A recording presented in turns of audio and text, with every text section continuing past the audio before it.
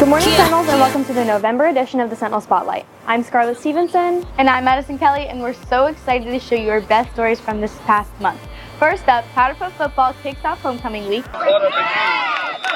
Followed by our best entries from the local videography competition. We have around 10 schools here, 14 programs. Then Scarlett's opinions on the timing of Christmas. There's even a name for it, Christmas creep. It's when Christmas starts earlier every year. And finally, something on the spooky side. I'm also kind of scared. All that and more on this episode of the Spotlight. So let's roll the intro.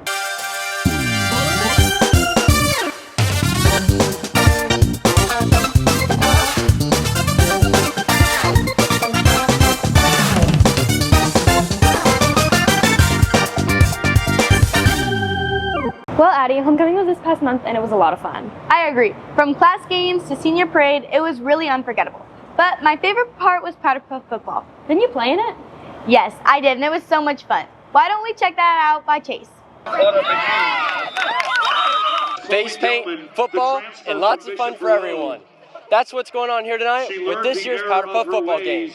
With a new chance for a new champion this year, this Powder Puff football game may just be legendary.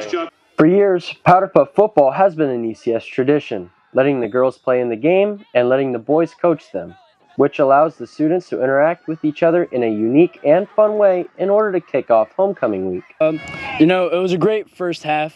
There's only so much I can do as a coach, but I was out there again. I'm hyped up. We came out wanted to play, wanted to be the best, but it just didn't come our way. The girls did a great job out there, and best thing of all that we glorified the Lord during all this whole entire time. At the end, the seniors took gold. All the teams worked really hard, and everybody enjoyed their night. I think we did great. I think we just went out there and dominated. Just came out there with our senior energy. All of us being together, glorifying God through it.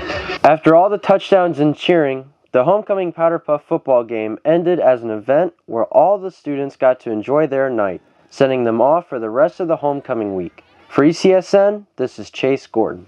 I still can't believe the freshmen didn't win. You guys never really had a chance in the first place. Speaking of first place, why don't we take a look at a few of our winning entries from the FSPA District 5 competition, which took place at FGCU, starting out with a little background on the competition itself. For the first time in years, student journalists from across Southwest Florida are gathering at FGCU for the return of the District 5 FSPA convention. No current students here have ever experienced a district-level event until now. Joni Webster, the former president of FSPA and now the interim District 5 director, had this to say about the re-emergence of the workshop. Not having a workshop at District 5 for the last 3 to 4 years has really created a gap of just knowledge and industry knowledge as well as knowledge about FSPA in general. So we have around 10 schools here, 14 programs, and a lot of them may come to states, but they do not understand district level. Now, with workshops, critiques, and collaboration, District 5 is rebuilding its legacy. The return of FSPA marks a fresh start for student media in Southwest Florida and a reminder of the power of storytelling in every classroom. It's so great to see FSPA back in District 5 after all this time. I know, right? And we definitely had a lot of fun making it. Plus, it's even better knowing that this entry gained us another first place. Scarlett, don't forget about the other video, which also turned out in first place. You're right, our other FSPA entry introduces us to the best fashion on campus. What's up, FSPA?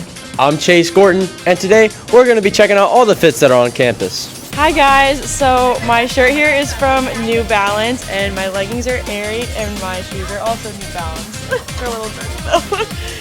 My fit, I got my school's 2023-2024, my publications merchandise on today.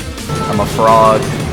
Spreading whimsy today. It's fire. Because I have no classes tomorrow, so I gotta be a frog today.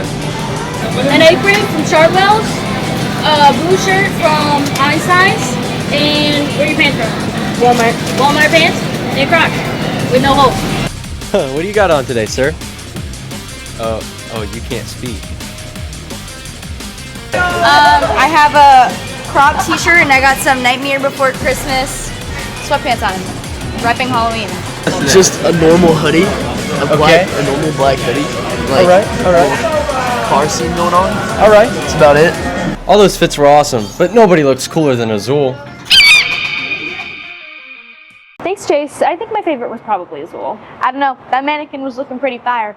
You know, Scarlett, I think it's time for Christmas, considering Halloween is over. I'm really gonna have to disagree with you on that one. It's only November and Christmas lights are already going up. Stores are filled with ornaments, Christmas music is playing, and some people already have their trees up. Personally, I think it's all happening too soon. There's even a name for it, Christmas creep. It's when Christmas starts earlier every year. What used to wait until after Thanksgiving now starts the second Halloween ends. If you've been to any retail store lately, you know exactly what I mean. The second you walk in, the Halloween plants is shoved into a corner while Christmas is everywhere.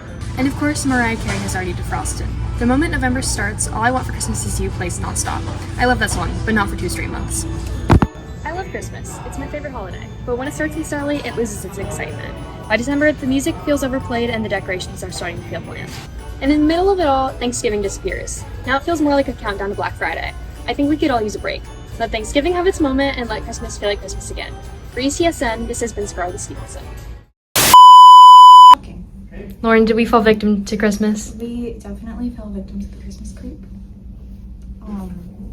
I love Christmas. Thanks, Scarlett. You did make some good points, but I still prefer Christmas to start as soon as possible. Maybe we can compromise and listen to some Christmas music later. I like that idea. Well, consider this your warning because the next video is quite scary. Even though we're past the spooky season, we submitted a video for Horror Fest, which is a film competition, part of the National STN or Student Television Network.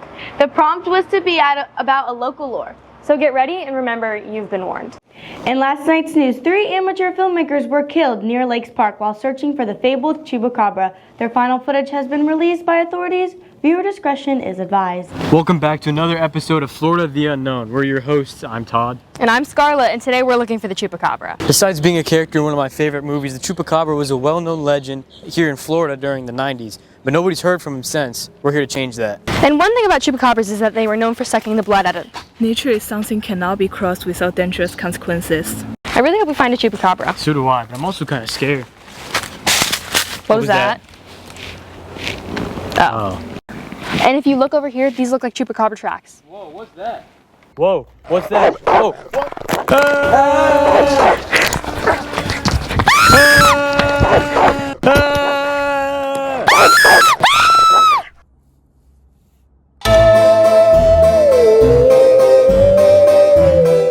That was pretty scary. I know, right? But there's more. We actually submitted 2 entries, and the next one may or may not be scarier. You'll have to see for yourself.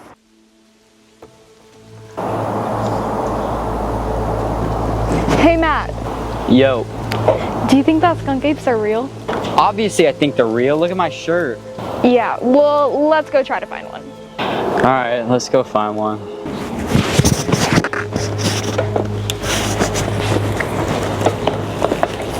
If he's real, he is definitely going to be back here. I'm going in. No! Nature's not something you should be messing with. Whatever, dude. I'm going to find it. No, wait.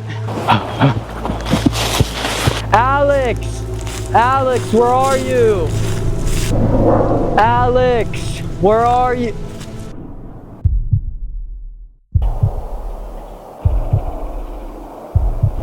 Ah! Ah!